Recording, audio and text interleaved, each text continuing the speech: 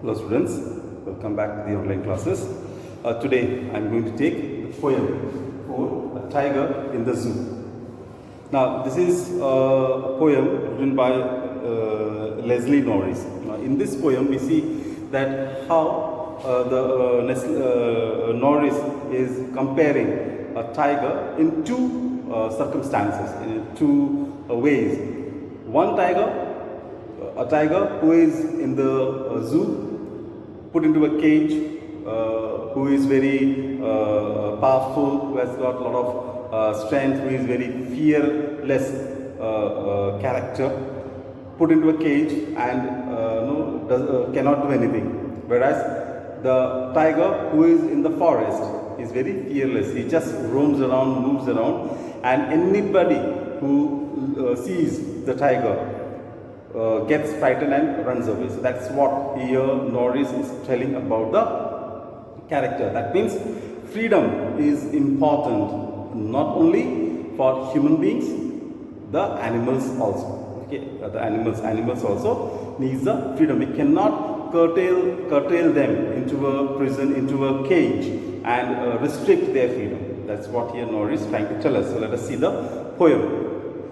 He stalks in his vivid strips the few steps of his cage on pads of velvet quiet in his quiet rage. So the tiger, the first stanza, the Norris is telling about a tiger who is in the cage, who is just walking around, taking slow steps with his cushion type pad. Okay, cushion type pad. He is taking steps, moving around in the cage with his velvet pad. We know that the paws of the tiger, or you can dog or cat, their paws are cushion type.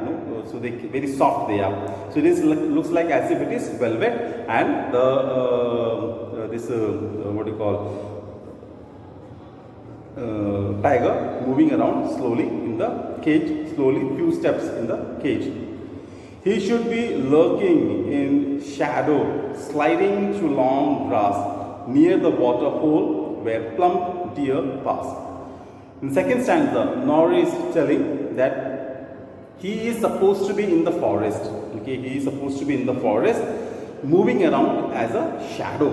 Okay, we don't see the tiger all of a sudden. We see some type of shadow of the animal, and that also in the long grasses, the dry long grasses, because they hide this tiger. Tiger's colors are what? Orange type, light orange, or you can say yellow type, right? The dry long grasses also looks like the similar. So when the tiger goes in between of these long grasses, no one can predict, no one can find out whether the tiger is hiding there or not. And he reaches to the water hole where the water is. You can say pond. Near the pond, he reaches and waits for a deer to come. A fat deer comes and he just jumps upon it. See, in first two stanza itself, Norris has compared a tiger who is in the zoo, who is simply walking here and there, step by step, doing nothing.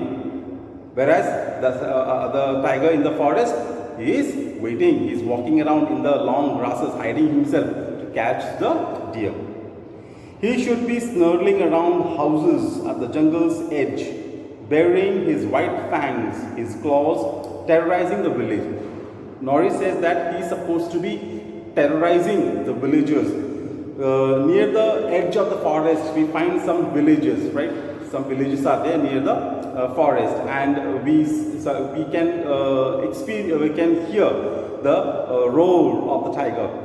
Sometimes when the tiger doesn't get any prey or anything to eat, he comes near to this edge of the forest and makes a loud noise. He roars, making the villagers frightened. In fact, warning them that I am around here. So don't come inside or you will be my prey. So he just makes roars there, warns the villagers, and he makes his sign with his nails on the trees and gives some mark signs and all. So when the villagers come around the forest, they can make out, yes, tiger is around, so we should not go inside the forest.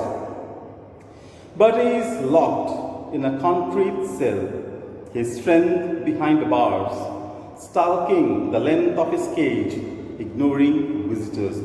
But now he is behind the bars, in the cage. All his strength, all his power is gone. He cannot show his strength. He cannot show his power. Why?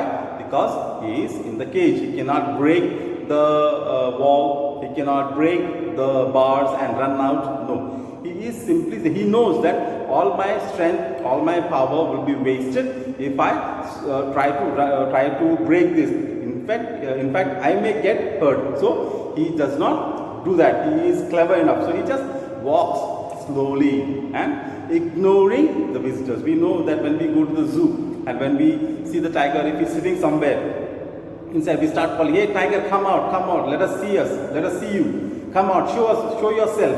So we shout. He does not say anything because he knows I cannot do anything to these people. I am in the cage. But if he is outside in the forest and we happen to be in front of him, will we call the tiger in that manner? No, not at all, because we will not be living. The moment the tiger sees us, he will pounce upon us and finish it off. That's the reason. So he does not come to, he just ignores the people, visitors who come to see him.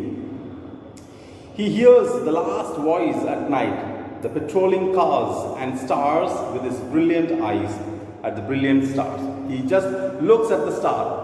The stars are there even at the night. Daytime, he does not get any proper sleep. He tries to sleep in the night. Daytime, because always the visitors are there. They come and make noise. They come and call him and disturb him. So he does not get sleep. So night time he wants to sleep.